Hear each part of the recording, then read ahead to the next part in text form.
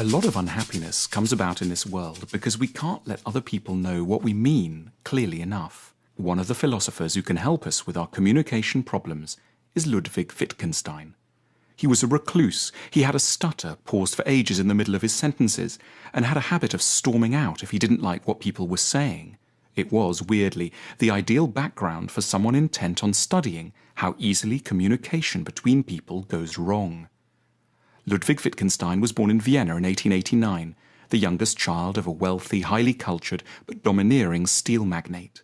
3 of Ludwig's 4 brothers took their own lives, and Ludwig himself was frequently troubled by suicidal thoughts. When he was young, he was interested in engineering.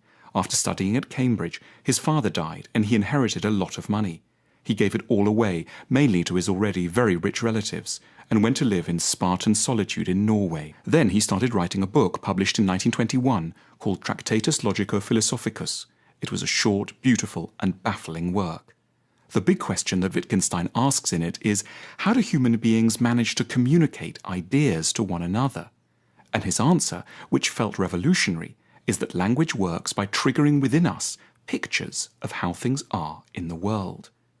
Wittgenstein thought of this while reading a newspaper article about a Paris court case, in which, in order to explain with greater efficacy the details of an accident that had taken place at a road junction, the court had arranged for the accident to be reproduced visually using model cars and pedestrians.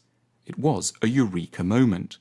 In Wittgenstein's view, words enable us to make pictures of facts. To say, the palm tree is by the shore, paints a rapid sketch that, like the model, lets another person see the situation in their mind and understand. We're constantly swapping pictures between us. But the Paris court needed to resort to an actual model for a very important reason, because on the whole, we're very bad at managing to make good pictures in the minds of others. Communication typically goes wrong because other people have, as we put it, the wrong picture of what we're meaning. It can take an age for 2 people to realize divergences over quite basic things. Problems of communication typically start because we don't have a clear and accurate enough picture of what we mean in our own heads. We say quite meaningless or muddled or unelaborated things, which therefore can go nowhere in the minds of others. There's another danger that we read more meaning into the words of others than they ever intended or than is warranted. You tell your partner you had a conversation with an interesting person at the hotel reception.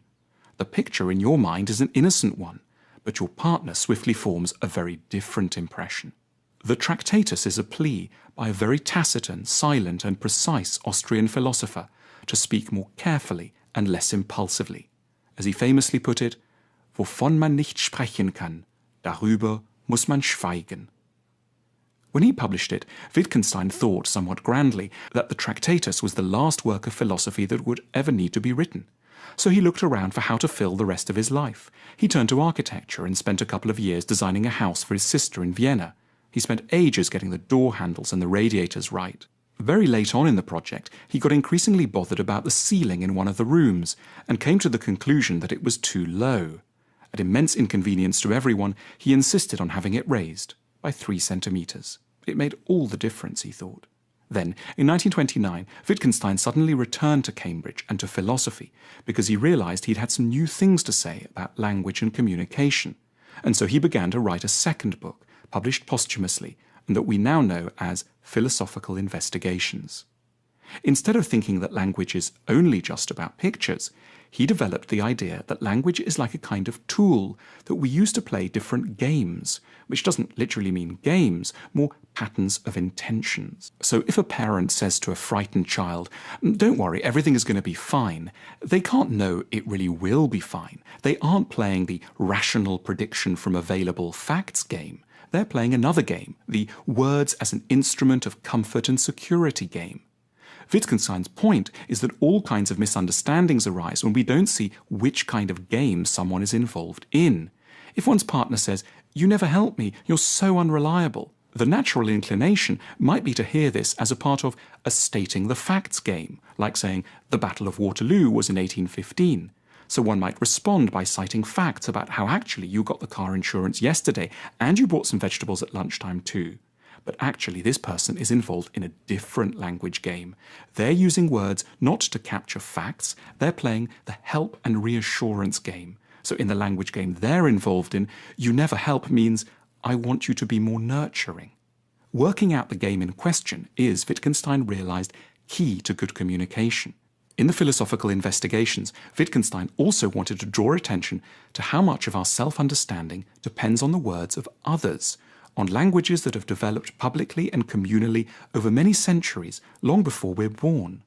For example, on Sunday afternoon, I might fall prey to a worried, confused mood as I think about the week ahead and everything I've got to do.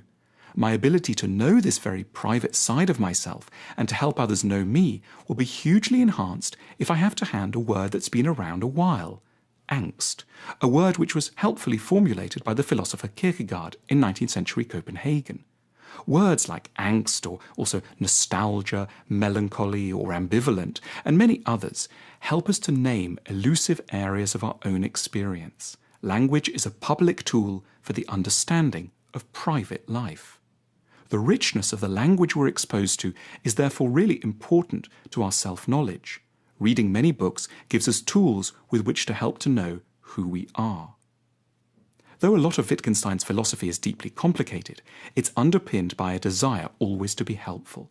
The task of philosophy, said Wittgenstein, is to show the fly the way out of the fly bottle.